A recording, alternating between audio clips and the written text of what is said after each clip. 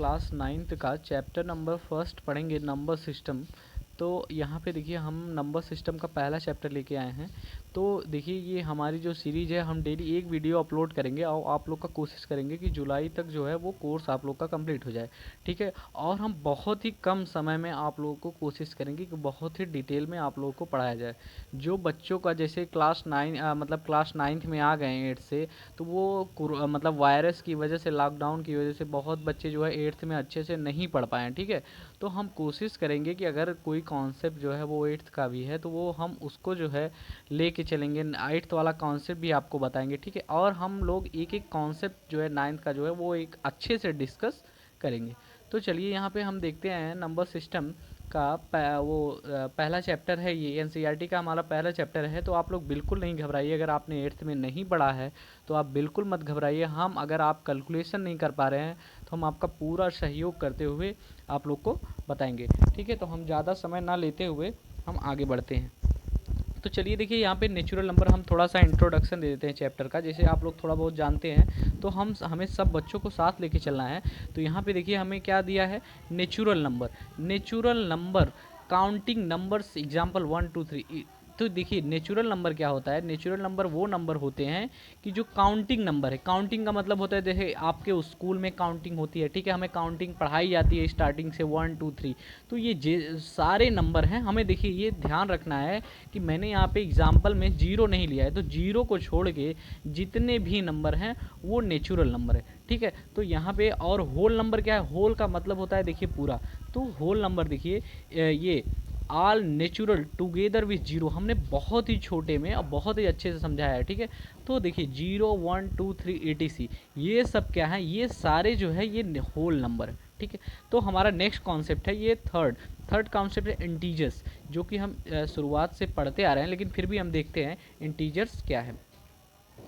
तो इंटीजर्स हम देखते हैं negative and positive numbers with zero. तो ये क्या है कि मतलब हमने छोटा सा लिखा है कि अगर नेगेटिव नंबर हो या पॉजिटिव नंबर हो तो ये क्या, और जीरो भी हो तो इसको क्या कहते हैं, इंटीजर्स कहते हैं। जैसे यहाँ पे देख लीजिए, जैसे अगर ये 1 है 2 है 3 है, ये सारे पॉजिटिव नंबर हो गए, ठीक है। ये सारे क्या हो गए, पॉजिटिव नंबर हो गए। अब नेगेटिव नंबर क्या है, जैसे 1 -1 -2। तो जिस बच्चों को नहीं समझ में आ रहा है तो मैं ये समझा देना चाहता हूँ कि देखिए 1 2 3 ये पॉजिटिव नंबर हो गए, हमने क्या कहा पॉजिटिव नंबर, हमने कहा नेगेटिव नंबर, ये नेगेटिव नंबर हो गए, और हमने कहा जीरो। तो अगर यहाँ पे जीरो तो हमने जोड़ा ही है तो जीरो आ गए, ये सारे क्या हैं, इंटीजर्स हैं, ठीक है। तो आगे चलिए बढ़ते हैं, हम क्या करते हैं, रेशनल नंबर को देखते हैं। तो देखिए नंबर्स क्या है, the number of form p by q, where p and q are integers and q is not equal to 0 are known as rational number. तो हम यहाँ पे समझते हैं कि रेशनल नंबर क्या है। बहुत बच्चों को ये डिफिनेशन नहीं समझ में आ रही,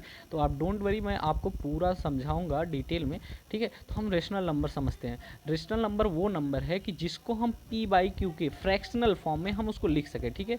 where p and q are integers, जहाँ पे p और q क्या हो, इंटीजर हो, ठीक है। तो देखिए अब p और q जहाँ पे इंटीजर हो और एक जीरो ना हो, जैसे मान लीजिए, अब देखिए जैसे हमने क्या किया, हमने यहाँ पे लिख दिया देखिए 2/1 लिख दिया। अब हमसे ये कोई पूछेगा ये रेशनल नंबर है, तो ये ऑब्वियसली ये रेशनल नंबर है। क्यों रेशनल नंबर है ये इसलिए रेशनल नंबर है क्योंकि हमारे डिफिनेशन में दिया है कि the number of form p by q where p and q are integer. तो जो p और q हो, मतलब 2 और 1 हो, वो इंटीजर हो। तो हमने अभी अभी क्या पढ़ा, इंटीजर क्या होता है, 1 2 3, ये सारे नंबर पॉजिटिव और नेगेटिव नंबर क्या होते हैं, इंटीजर होते हैं। तो हमने देखिए ये 2/1 लिया है, इसमें देखिए मैंने इंटीजर में भी 2 और 1 लिया है, तो मतलब ये क्या है कि p और q इंटीजर में है, तो मैंने यहाँ पे भी p और q इंटीजर में लिया है। और कहा है कि q मतलब ये जो 1 है, मतलब q is not equal to 0। मतलब अगर मैं यहाँ पे लिख दूँ p बाई क्यू, तो q जो है ये जीरो नहीं होना चाहिए। तो हमने देखिए q को जीरो नहीं किया है, तो इसका मतलब ये क्या है, ये पूरा जो है क्या है, ये रेशनल नंबर है, ठीक है। तो हमें समझ में आ गया। देखिए हमने एक छोटा सा और कॉन्सेप्ट है, पांचवा कॉन्सेप्ट, इक्विवेलेंट रेशनल नंबर। ये कुछ नहीं होता है 1/2 2/4 3/6। ये 2/4 को अगर आप काट देते हैं तो देखिए अगर मैं 2/4 को काट देता हूँ तो 1/2 बच जाता है, ठीक है। तो 3/6 को अगर मैं काट देता हूँ तो यहाँ पे 1/2 बच जाता है, ठीक है। तो ये सारी चीज़ें हैं जो कि आप वो करिए। देखिए, और हम छोटा सा एक एग्जांपल भी लेते हैं कि एक छोटा सा क्वेश्चन भी आता है। ये देखिए, ज़्यादा क्वेश्चन तो पूछा नहीं जाता, लेकिन थोड़ा सा ये इम्पॉर्टेंट क्वेश्चन है, तो मैंने सोचा इसको करवा देता हूँ, ठीक है। और ये एनसीईआरटी की बुक में भी दिया हुआ है थोड़ा सा, तो मैं चलता हूँ, और उतना इस पर क्वेश्चन वगैरह नहीं बनता, लेकिन ये इंपॉर्टेंट है क्योंकि आप लोग इसको स्टार्टिंग से पढ़ते हुए आ रहे हैं। देखिए, एक क्वेश्चन है कि रिप्रेजेंट करना है 2 और 4 पर, ये नंबर लाइन पर रिप्रेजेंट करना है, ठीक है। तो चलिए हम रिप्रेजेंट करते हैं। तो एक आप नंबर लाइन खींच लीजिए, ठीक है। देखिए यहाँ पे ये क्या हो गया, ये y हो गया, और ये मैंने इधर x लिया है। तो अगर देखिए हमने पहला क्वेश्चन क्या लिया है कि 2 होल 4/9, तो हमें क्या करना है, सिंपल सा कॉन्सेप्ट 0 1 2। तो देखिए यहाँ पे 2 होल है, तो हम 2 के बाद वाला कितने पार्ट्स करने हैं, 9 पार्ट्स करने हैं। तो देखिए 1 2 3 4 5 6 7 8 9, हमने क्या कर दिया, 9 पार्ट में बांट दिया।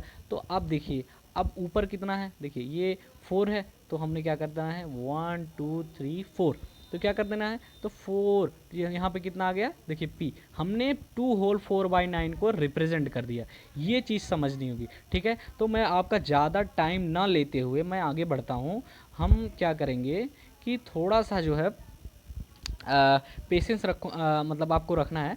मुश्किल से आपको 3, या मैं कोशिश करूंगा कि बहुत ही कम टाइम में आपको अच्छे से समझ में आ जाए, ठीक है। आप ज़रूरी ये एक चीज़ ये करेंगे कि आप जितना भी मैं पढ़ाऊंगा आप उसको रिवीजन करिए, और जैसे ही मैंने नोट्स बनाई है वो आप नोट्स बनाइए। देखिए, पहले मैं क्या करता हूँ कि पहले मैं अच्छे से देखता हूँ। मेरे पास, अब समझ लीजिए कि मेरे पास ये 3-4 बुक्स सब रखी हुई हैं।